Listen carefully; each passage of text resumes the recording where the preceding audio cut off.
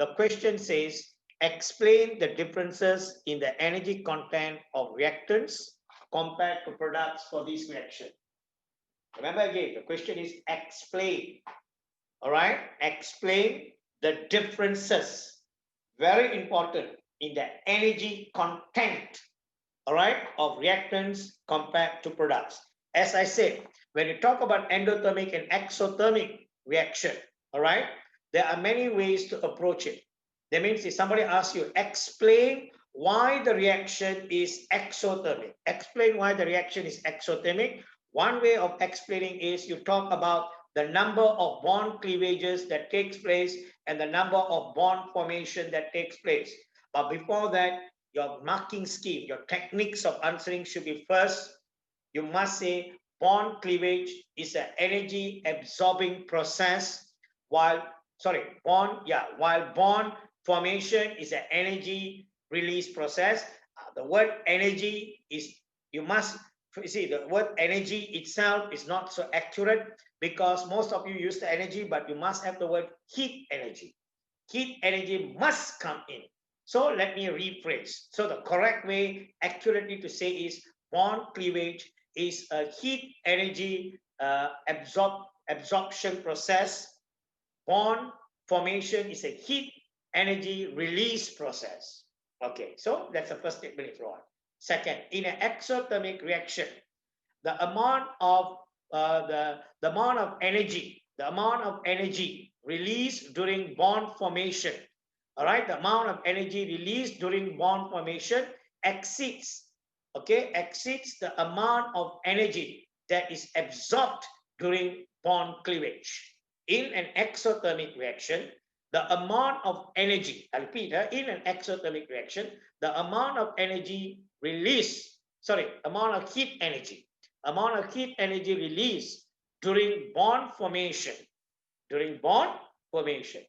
okay, is more than the amount of energy, again, heat energy, the amount of heat energy absorbed during bond cleavage. You must say that. All right. So we know the difference. Then conclude by saying, hence, there is a net amount of heat energy. Always don't forget the word heat. Net amount of heat energy released during making it exothermic. Very, very good understanding. This is how you explain in terms of molecular state. That means you go to the molecular microscopic aspect, molecular state, you explain why is it exothermic. But is that the answer to this?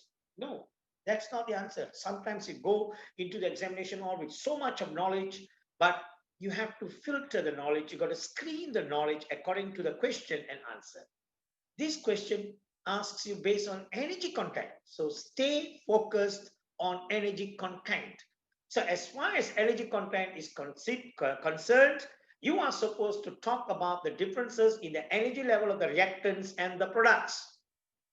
So from the energy content point of view, you are supposed to say reactants have higher energy level, while products have lower energy level. So reactants have higher energy level, products have lower energy level. 1 mark. Second mark. So during the chemical reaction, there is a net release. There's a net release of heat energy. Now, reactants have a higher energy level. That one you can't say heat energy. Don't go and say that heat energy. Heat energy is here. Heat energy is only during the release. What they have is not heat energy. In fact, they have potential energy. They don't have heat energy. So don't say heat energy. So that is energy level. Keep it to energy level. Don't go and put the heat there. You also must know when to put and when not to put. But you must say during the chemical reaction, there's a net release of heat energy, making it exothermic. That's the answer. That is how you answer the question. All right. That's very important. You must know. Okay. All right. Take it up. The reactants which are zinc solid. You also can address zinc. What are the reactants? What are the products? Address the when an equation is given. Please make use of the equation. So how do you show to the examiner you're making use of the equation?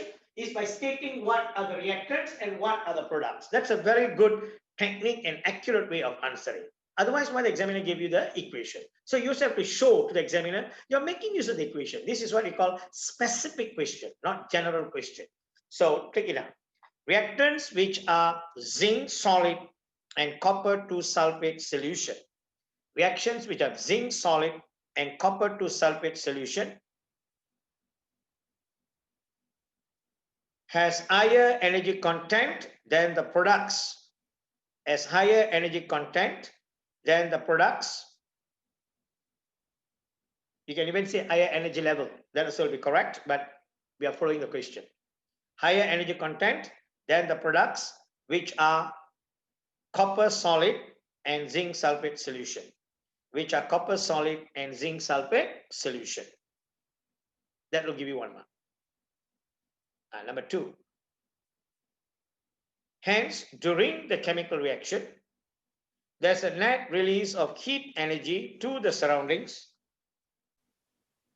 Full stop. Hence, the reaction is exothermic.